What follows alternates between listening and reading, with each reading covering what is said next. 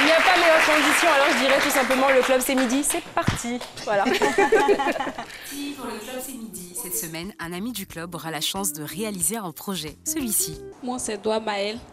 Si j'ai 100 000, je vais réaliser mon projet. Peut-être ouvrir un magasin. Magasin 100 000. Vous pensez qu'ouvrir un magasin avec 100 000 francs est impossible? Eh bien, le défi est lancé car un téléspectateur a décidé d'offrir cette somme à cette jeune dame pour son projet. On verra s'il est viable. Alors, madame, merci de rentrer en contact avec l'équipe de C'est Midi. Un autre défi à relever, celui de l'anagramme façon JM de Caroline Da Silva. Vous avez été nombreux à jouer et voici quelques-unes de vos réponses.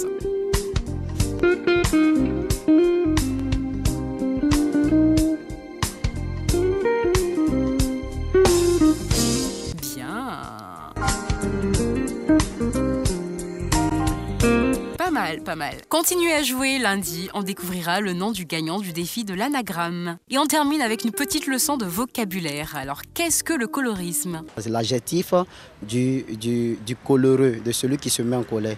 Voilà, donc si le colorisme vient du mot colère. Je sais que le colorisme peut être une doctrine, mais je ne sais pas réellement de quelle doctrine il s'agit ou quel est le rôle du colorisme. Dans le colorisme, j'entends colère, mais franchement, je ne sais pas ce que ça veut dire. Le mot colorisme, je vois qu'il y a le mot couleur et aussi la couleur. Bon. Mais concernant le mot colorisme, je ne sais pas trop de choses là-dessus. Coloriste, c'est les gens qui fabriquent les couleurs là. Les gens qui fabriquent les couleurs pour les voitures, pour les maisons et tout ça. C'est ça qu'on appelle coloriste. Ne le dites à personne, mais honnêtement, sans l'aide de Google, ça aurait été difficile de trouver la définition. Comme quoi, on apprend également dans cette émission. Allez, le club c'est midi, c'est fini. On se retrouve la semaine prochaine. Merci beaucoup. Le colorisme. Alors, franchement, cette définition-là nous a fait du bien à tous, hein. Clairement. Parce que comme je disais dans cet élément, sans Google, ça aurait été difficile parce que c'était pas évident. Voilà. Et je voudrais quand même rebondir sur un fait. La jeune dame qu'on a reçue ce jour-là, qui est foncièrement noire, malheureusement, elle a été rejetée à cause de son teint.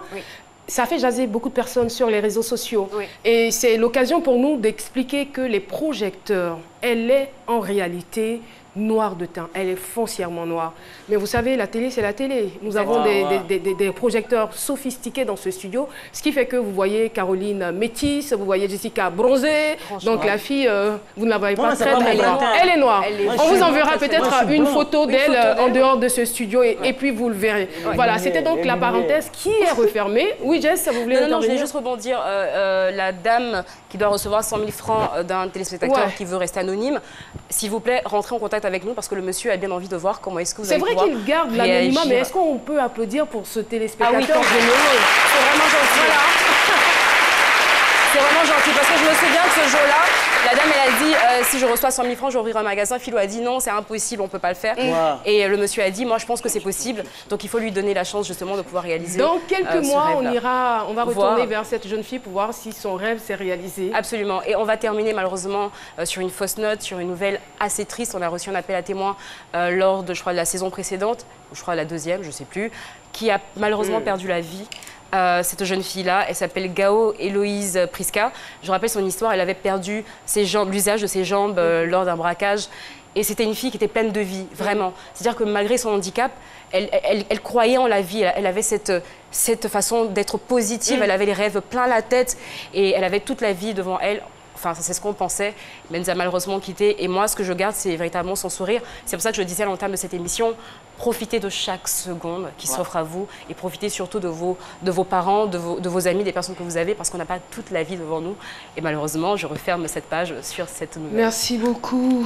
Il y a beaucoup de courage à sa famille. Merci Jessica Bomba. Profitez des personnes qu'on a, et bien nous allons profiter d'une présentatrice de la RTI qui fait le bonheur des tout petits.